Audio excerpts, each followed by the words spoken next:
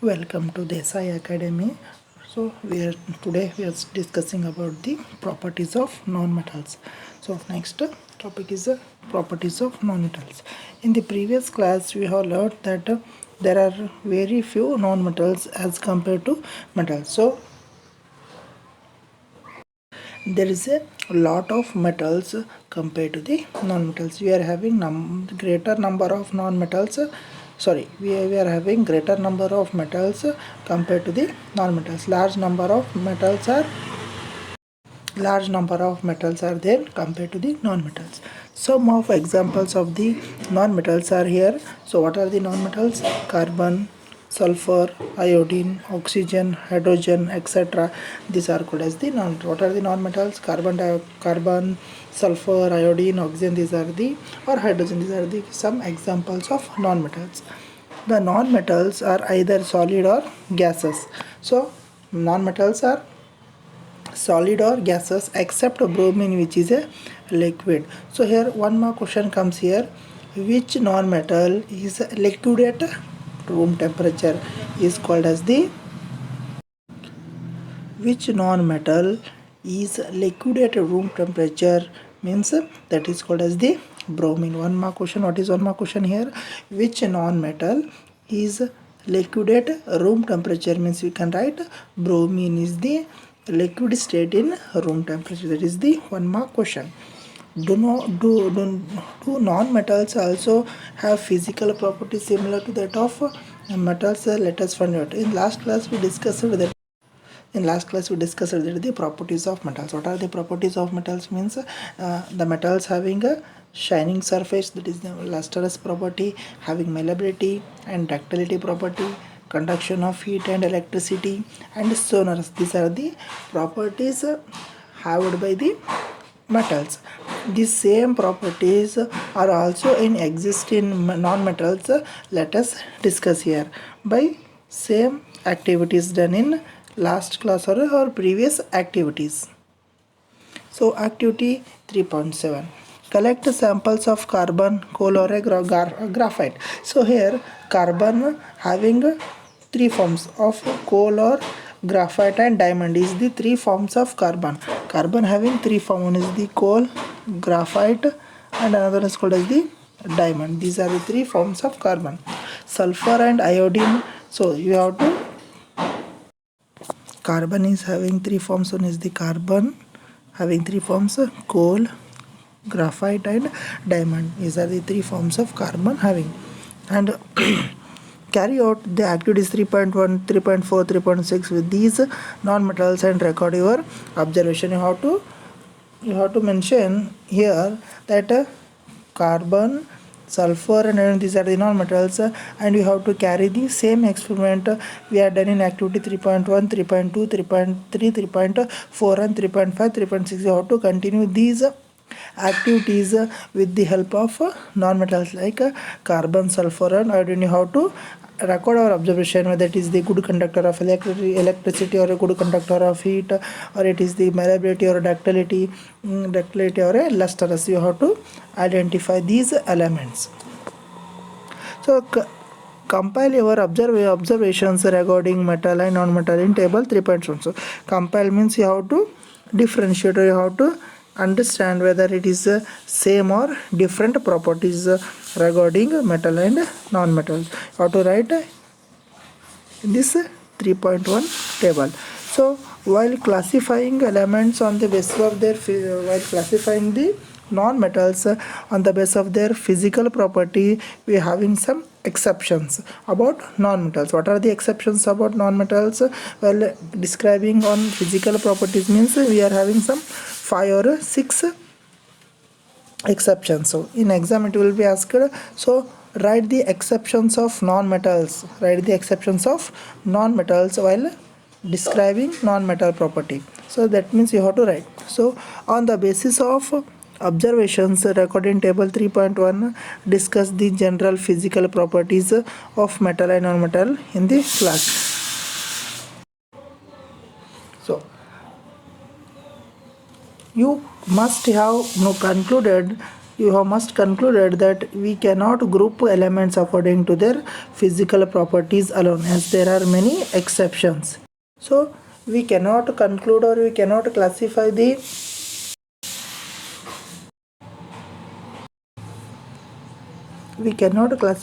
elements on the basis of their physical property, because some elements having some exceptions. So exceptions means they are having metal but they behaves like non-metal. Some elements are non-metal in their state but they behaving the metallic property, so that is all called as the exception. So what are these exceptions means you will study in detail.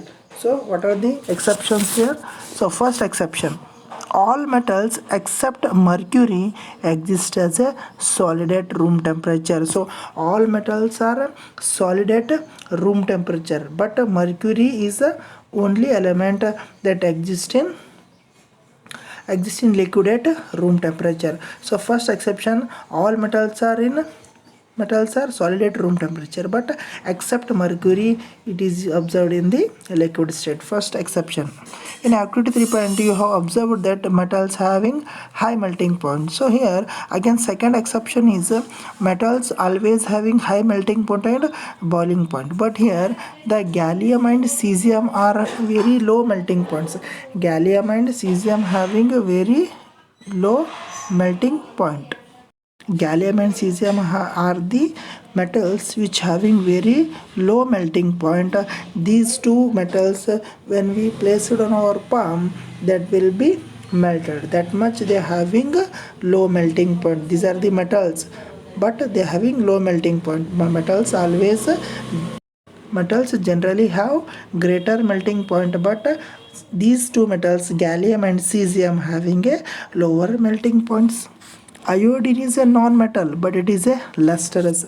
Iodine is non-metal but it is having a shining surface or a lustrous property, but metals are having lustrous property, but non-metals are does not having a lustrous property, but the iodine showing a lustrous property. This is the third exceptions. So next, carbon is a non-metal.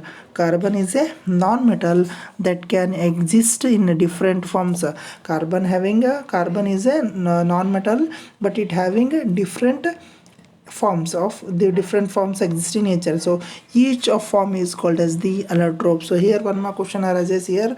So what is the meaning of allotrope? Means the carbon having different forms are called as the allotrope, or any element having different forms of its is called as the allotrope.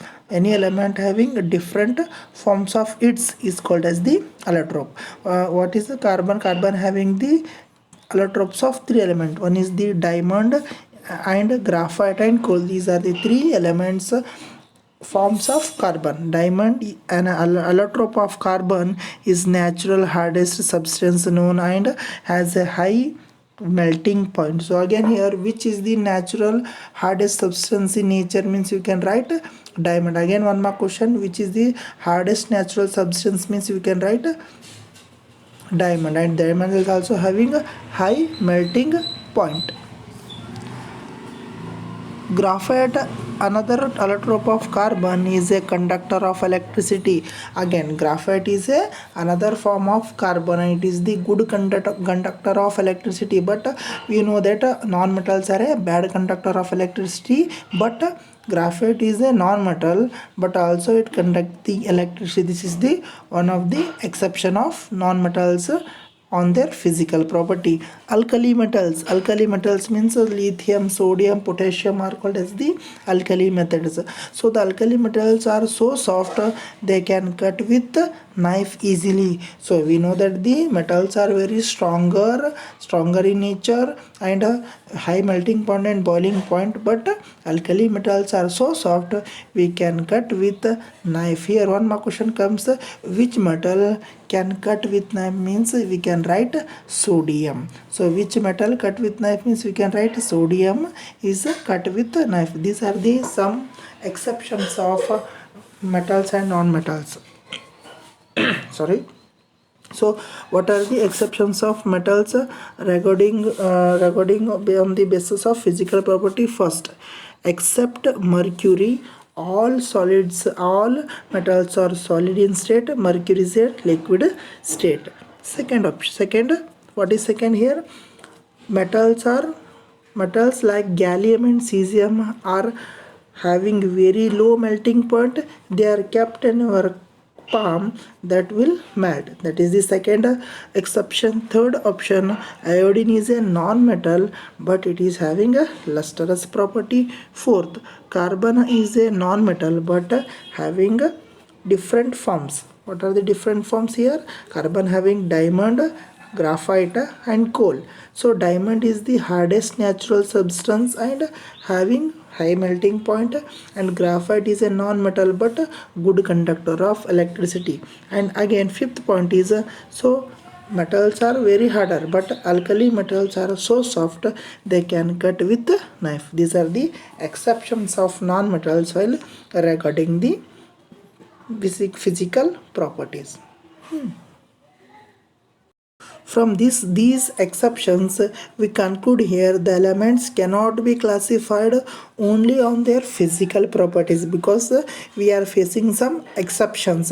So that is why we cannot classify the elements on the basis of their physical property, but instead of physical property we can classify the elements with more precisely on their chemical properties. So here in exam it will be asked for different types of questions. So what is the different type of question means? The first question may be write the properties of metal and non-metal on their physical property. Write the properties of metal and non-metal on their physical property means metal and non-metal. First property, metals are good conductor of electricity. Metals are good conductor of electricity. Non-metals are bad conductor of electricity. And second, metals are malleability and ductility. Non-metals are bad conductor of electricity. And second, metals are malleability and ductility, and non-metals does not show any malleability and ductility property. Third one, the metals are good conductor of heat, non-metals are bad conductor of heat. Next points, again metals are sonorous in property and non-metals are non-sonorous. These are the very simple differentiation between metal and non-metal. While exam it may be asked, so write the difference between metal and non-metal means you can write metals are lustrous property, non-metals are does not show lustrous property. Second, metals are malleability and ductility, non-metals does not show malleability and ductility property. And third, metals are good conductor of heat, non-metals are bad conductor of heat as well as the electricity. And fourth point, metals are sonorous property and non-metals are non-sonorous. And so these are the 5 to 6 properties of metal and non-metal on their physical property. And next question arises here. Write the exceptions of non-metals on their physical property means you can write first one, the mercury is a liquid at room temperature. All metals are in solid state. We can write instead, so we can write here all metals except mercury are liquid are solid at room temperature. Second point, what is second point? So metals like gallium and cesium melt in our palm because they are having very low melting point. Third point, iodine is a non-metal but having lustrous property. Fourth point, carbon having different forms, and the diamond is a natural hardest substance and having a high melting point. Graphite is a non-metal but it is conduct the electricity. And fifth point, alkali metals are so soft they can cut with knife. These are the examples, and these are the exceptions of non-metals. And here what is allotrope means the carbon having different forms is called as the allotrope. Again next, which is the natural hardest substance means we can say that diamond. And third type of question for only single 1 mark question, that is which non-metal conduct electricity, means that we can call that the graphite. Again fourth question for 1 marks, which non-metal shows the shining property, means we can call that the iodine. These are the some important questions in non-metals on their exceptions. So some important questions we are in the this section. So next activity 3.8. Take a magnesium ribbon and some sulfur powder. So you have taking magnesium ribbon and sulfur powder. Burn the magnesium ribbon, collect the ashes formed, dissolve them in water. So you already done this activity in chapter 1. So magnesium ribbon burn means it will gives the white dazzling flame with the white powder, that is called as the magnesium oxide. So that you have to put in water. Test the resultant solution with both red and blue litmus paper. Is the product formed on burning magnesium acidic or basic? That you have to test. The produced product is either acidic or a basic solution with red litmus paper and blue litmus paper. Now burn sulfur powder. Place a test tube over the burning sulfur to collect the fumes produced. Again we have to burn with sulfur and we have to collect the fumes produced and add some water to the above test tube and shake. Again we have to add and have to shake the test tube very well.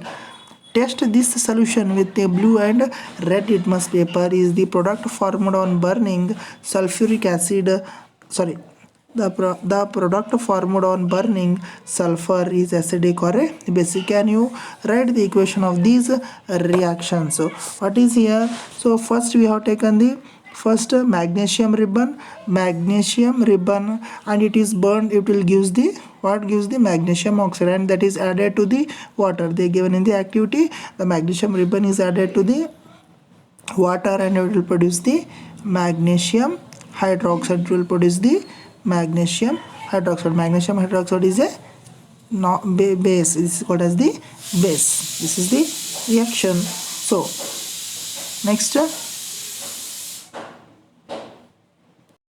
so here MgO, magnesium oxide plus H2O, that dissolved in water, it will give the magnesium oxide. So this is called as the basic oxides. So MgH2O, so that is magnesium hydroxide, and SO2 is the non-metal here. So from this activity we conclude here non-metals are acidic in nature, that sulfur dioxide is called as the non-metal. Non-metals are acidic in nature. So whenever non-metals are dissolved in water, they will produce as the acidic in nature or acidic oxides. Non-metals are dissolved in water means that will produce as the acidic oxide. So this is the conclusion of this. This line is a conclusion of our activity. So most non-metals produce acidic oxides when dissolved in water. So most non-metals produce acidic oxide when dissolved in water. On other hand, most metals give rise to basic oxides. Remember that non-metals oxides are acidic in nature and metals are in basic in nature. You will learning more about these metal oxides in the next section. So remember that. So metal oxides are basic in nature, non-metals are acidic in nature. So these are the some simple topics. Next, chemical properties of metals. We will learn about the chemical properties of metals in the following sections 3.2.1 to 3.2.4. For this, collect the samples following metals: aluminum, copper, iron, lead, magnesium, zinc and sodium. So we have to check the properties of metals on the basis of their chemical properties. Means you have to take again same number of same type of elements we will taken in the activity 3.1, that is the iron, copper, aluminum, lead, magnesium, zinc and sodium. You have to take these elements and do the activity. So now we are discussing about the activity here. So what happens when metals are burnt in air?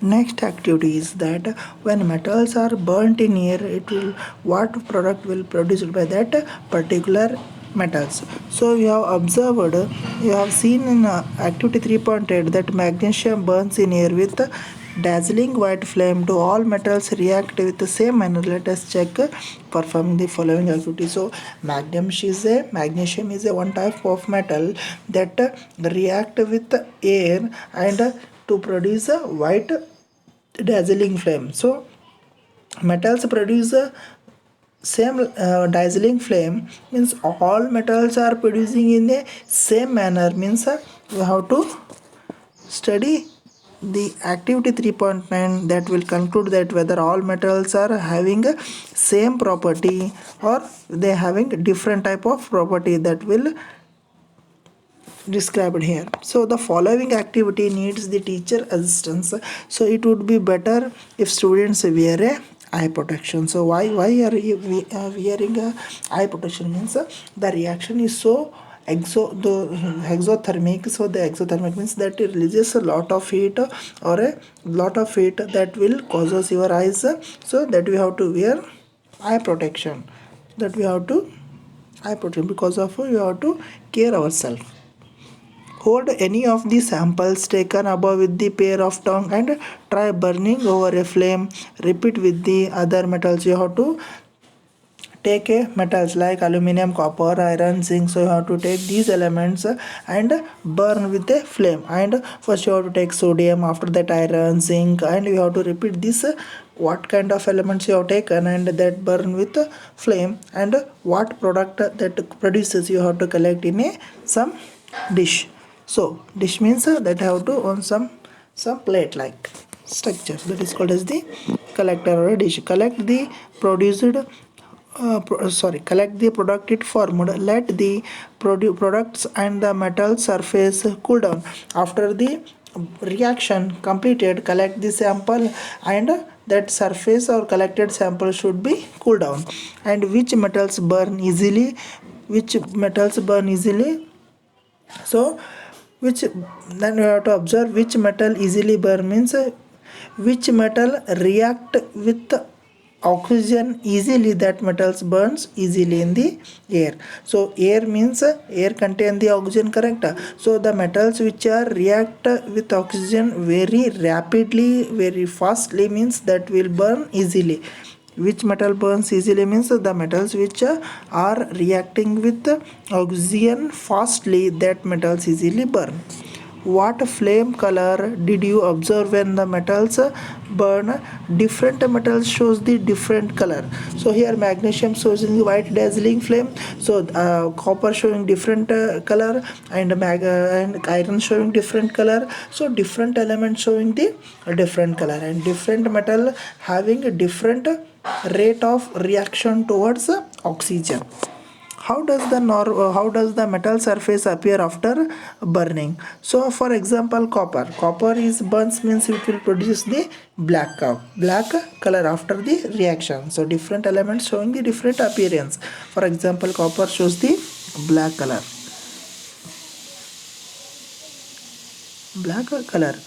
Arrange the metal in the decreasing order of their reactivity towards oxygen. After that, different types of metals, which metals react with oxygen more and which metals react with oxygen very low reactivity. So write which one is the more and which one is less, that I have to conclude from this activity. So some elements react with very fastly, some elements do not react with oxygen in the same manner. So different metals showing the different react. That is why we are saying that the all metals shows the different color and some metals burn easily with air, some metals do not burn easily with air. This is the activity of elements towards with the oxygen. Almost all metals combine with the oxygen to form a metal oxide. Metals reacting with oxygen gives the metal oxide. All metals means all metals including metal like sodium, potassium, copper, zinc, all these metals reacting with oxygen to give metal oxide. Metal oxide means copper oxide, sodium oxide, iron oxide. So these are all called as the metal oxides. For example, when copper is heated in air, it combines with oxygen to form a copper to oxide. That is the black oxide. We studied in the activity 3.9 that the color on burning copper, it will turns to black color. So this is the reaction. So copper is reacting with oxygen, that will forms the 2 copper oxide. 2 copper plus oxygen, that will gives the copper to oxide. So that is in the color of black color. So this is showing the black color. This is copper to oxide is called as the metal oxide. Again, similarly, aluminium forms the aluminium oxide, Al plus 3O2, that gives the Al2O3 is called as the aluminium oxide. These are the elements which react with oxygen to form a metal oxides. So recall from chapter 2 how copper oxide react with hydrochloric acid. We have learned in that metal oxides are basic in nature. So what in that chapter 2 activity, copper oxide means CO, that is reacting with hydrochloric acid HCl, that is the 2HCl. So that will gives the copper chloride plus H2O, that is the, so non-metals are basic in nature. Copper chloride is called as the basic in nature. So non-metal oxides are basic in nature, that is the metal oxides are basic in nature and non-metals are acidic in nature. This is the reaction of metal oxide reacting with, that is the copper oxide CO and reacting with the hydrochloric acid. This is the 2HCl. So gives the copper chloride plus water. So that is the metal oxides are basic in nature and non-metals are acidic in nature. You studied in the second chapter. But some metal oxides such as aluminium oxide, zinc oxide show both acidic as well as the basic behavior. Some metal oxide like aluminium oxide and zinc oxide shows the both property.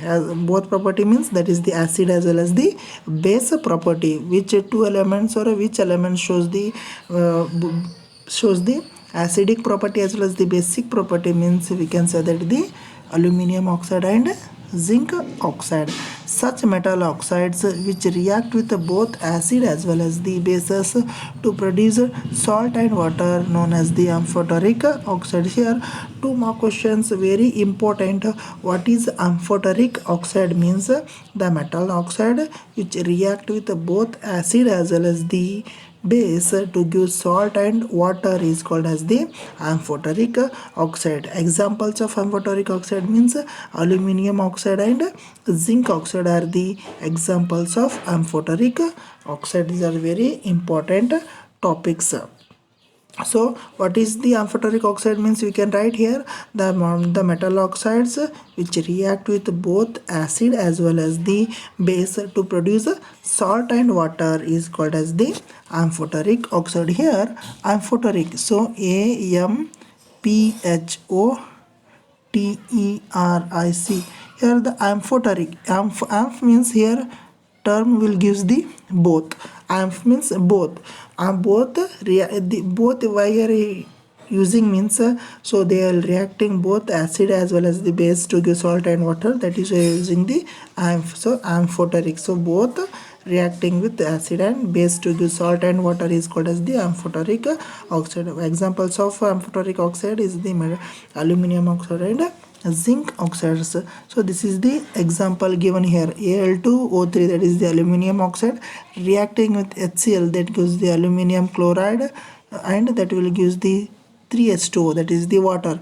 Again aluminium oxide reacting with the base, that will give the sodium aluminate plus water molecule. So the metal oxide which react with both acid as well as the base to give salt and water is called as the amphoteric oxides. Non-metal oxides react with both acid as well as the base to give salt and water is called as the amphoteric oxide. Examples aluminium oxide and zinc oxide.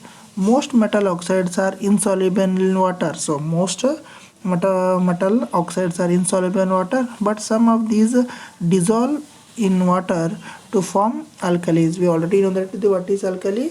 The some bases which are dissolved in water are called as the alkali. So sodium oxide and potassium oxide dissolved in water to form a alkalis. Sodium and potassium sodium oxide and potassium oxide. These are called as non-metal oxides that are dissolved in water and gives the alkali. So what here, so sodium oxide, potassium oxide dissolved in water and gives the alkalis like sodium hydroxide and potassium hydroxide. NaOH is called as the sodium hydroxide, KOH is called as the potassium hydroxide. So this is the today's topic. So we will conclude in the next chapter. We will continue in the next chapter. So thank you for watching.